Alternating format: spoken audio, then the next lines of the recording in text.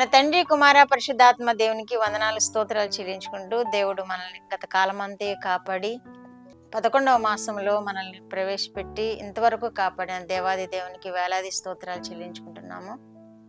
దేవుడి దినమందు ప్రేమించి మీకు అనుగ్రహించిన పుట్టిన దినముల కొరకు, వివాహ దినముల కొరకు దేవునికి స్తోత్రాలు చెల్లించుకుంటున్నాము. ఈ సంవత్సరాది నుండి సంవత్సరాంత వరకు దేవుని యొక్క కృప మీకు తోడుగా ఉండాలని మేము ప్రార్థన చేస్తున్నాము. ఆ విధమైన ఆశీర్వాదాలతో మీరు ఈ సంవత్సరం అంతా గడపాలని ప్రార్థన చేస్తున్నాం. దేవుడు అటు కృప మీకు అనుగ్రహించును గాక. ఈ దినమందు దేవుడు మనకిచ్చిన వాక్యము హోషేయ గ్రంథం 11వ అధ్యాయము 9వ వచనం చదువుకుందాం. నా ఉగ్రతాగ్నిని బట్టి నాకు కలిగిన యోచనను నేను నెరవేర్చను. నేను మరలా ఎఫ్రాయిమును లయపరచను. నేను మీ మధ్య పరిశుద్ధ దేవుడను గాని మనుషుడను కాను. మిమ్మల్ని దహించినంతగా నేను కోపింపను. దేవుడు వాక్యం ద్వారా మనల్ని దీవించును గాక.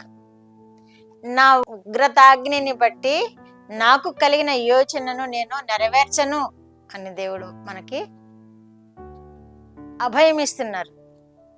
ఈ సంవత్సరాది నుండి ఇప్పటి వరకు మనం ఏమైనా ఆయనకి అతిక్రమంగా జీవించామేమో, ఆయనకి ఏమైనా బాధను కలిగించామేమో, ఆయనకి ఏమైనా కోపము కలిగించామేమో, దానిని నిమిత్తమై దేవుడు మనకి దినమందు వాగ్దానం చేస్తున్నాడు. ఏమని అంటే, నా ఉగ్రతాగ్నిని బట్టి నాకు కలిగిన యోచన నేను నెరవేర్చను. ఆయనకి కోపం వచ్చిందంటే మన మీద బహుగా శిక్షిస్తారు, మనల్ని శిక్షిస్తారు, మళ్ళా చేరదీస్తారు.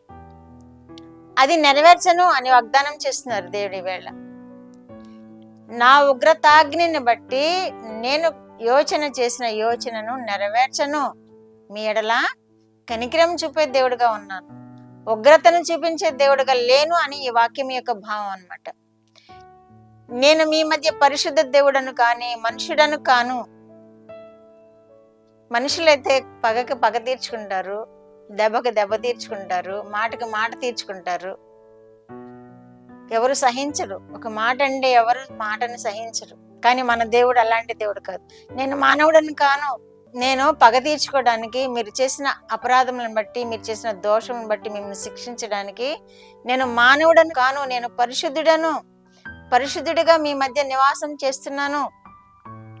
దేవుడు ఎంత అభయం ఇస్తున్నారు మనకి, ఎంత ధన్యకరమైన మాట చెప్తున్నారు మనకి. మనల్ని క్షమించే దేవుడుగా ఉన్నాడని వాక్యంలో మనం గ్రహించగలుగుతున్నాం.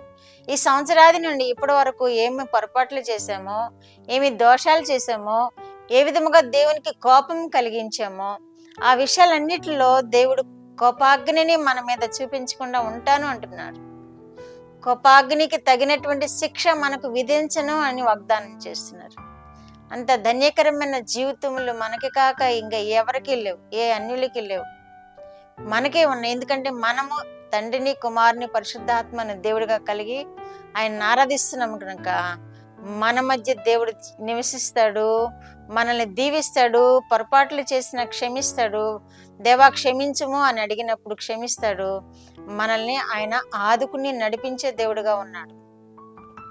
ఇర్మీయా గ్రంథము 29:11లో కూడా నేను మిమ్మును గూర్చి ఉద్దేశించిన సంగతులను నేను నెరవేర్చుదును అంటున్నారు. అంత గొప్ప కార్యాలు చేయబోతున్నారు మన పట్ల. మన ఎడల ఏ ఉద్దేశము కలిగి ఉన్నారో దేవుడు అది మన ఎడల నెరవేరుస్తానని వాగ్దానం చేస్తున్నారు. మనం మంచిగా ఉంటే ఆయన ఎదుట మన ఎడల మంచి కార్యాలు జరిగిస్తారు. ఆయన ఉద్దేశించే కార్యములు మనకి క్షేమంగా ఉంటాయి. ఎందుకంటే తండ్రి కుమారుని ఎలా ప్రేమిస్తాడో అలా దేవుడు మనల్ని ప్రేమిస్తున్నాడు కనుక, తండ్రి కుమారుని ఎడల ఏ ఉద్దేశం కలిగి ఉంటాడో ఆ ఉద్దేశం నెరవేర్చే తండ్రిగా ఉన్నాడు కనుక, మన తండ్రి కూడా, మన పరమ తండ్రి కూడా మన ఎడల ఉద్దేశించిన కార్యాలను నేను నెరవేరుస్తాను అని వాగ్దానం చేస్తున్నారు.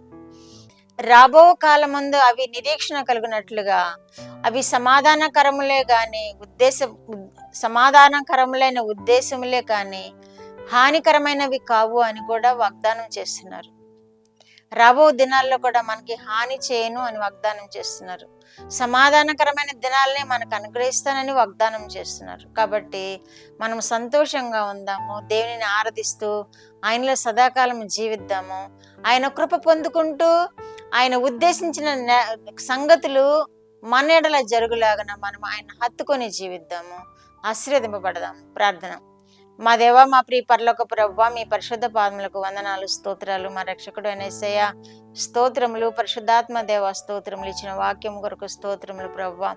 మీరు ఎంతగా మమ్మల్ని ప్రేమిస్తున్నందుకు నాయన, మమ్మల్ని ఎంతగా ఆదరిస్తున్నందుకు, కాపాడుతున్నందుకు, మీరు వాగ్దానం ఇచ్చి మమ్మల్ని బలపరుస్తున్నందుకు మీకు స్తోత్రములు ప్రభువా. వింటున్న బిడ్డలందరినీ ఆ విధముగా మీరు బలపరచండి, ముందుకు నడిపించండి, ఆశీర్వాదాలతో నింపండి, మీరే మహిమ పొందమని యేసుక్రీస్తు వారి పేరిట ఈ మనవులు మీ పాదములు ఎత్తి వేడుకుంటున్నాను పరమ తండ్రి.